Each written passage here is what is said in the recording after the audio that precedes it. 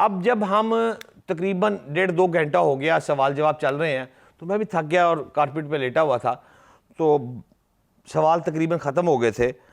तो मैंने ऐसे ही दिमाग में एक बात आई, तो मैंने कहा इल्ताफ़ भाई, आप की जिससे शादी होनी थी वो क्यों ना हो सकी?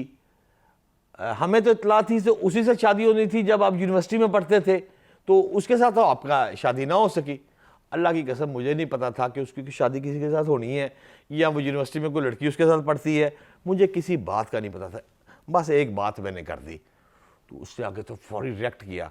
उसने कहा शहजाद हुसैन भट्ट साहब, आपको पता है आप किससे मुखातिब हैं और क्या सवाल पूछ रहे हैं? डरते विचों में गया, लेकिन मुझे इतना पता था कि अब मैं लंदन वाली जो अल्ताफ साहब से मुलाकात करके आया था, अब वो नहीं हूँ मैं पाकिस्तान जाएगा। वो कराची के बंदे आने भी थे, चलो कोई बात नहीं, कश्मीरी मुंडा साह मिलांगा।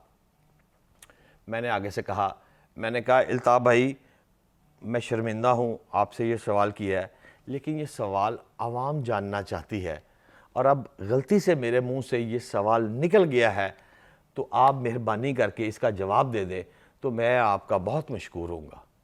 उसने बड़ा सा लंबा सा कहका लगाया, 2-2.5 मिनट का कहका, हंसता ही रहा हंसता ही रहा हंसता ही रहा। हम हाथ बन के खड़े रहे।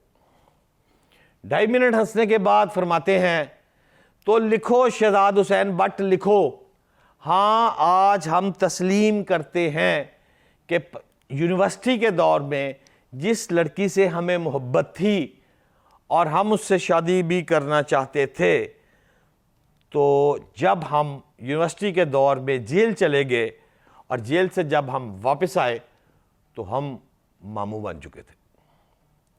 मैंने वही तहरीर किया, दफ्तर ले गया, जाके मेन खबर जो पूरा बुलेटिन की थी वो मैंने लीड जो थी वो बॉस को दी, साथ एक साइड आइटम डबल कॉलम दी। मैंने कहा सर जब वो जेल में गए तो वापस आए तो वो मामू बन गए थे।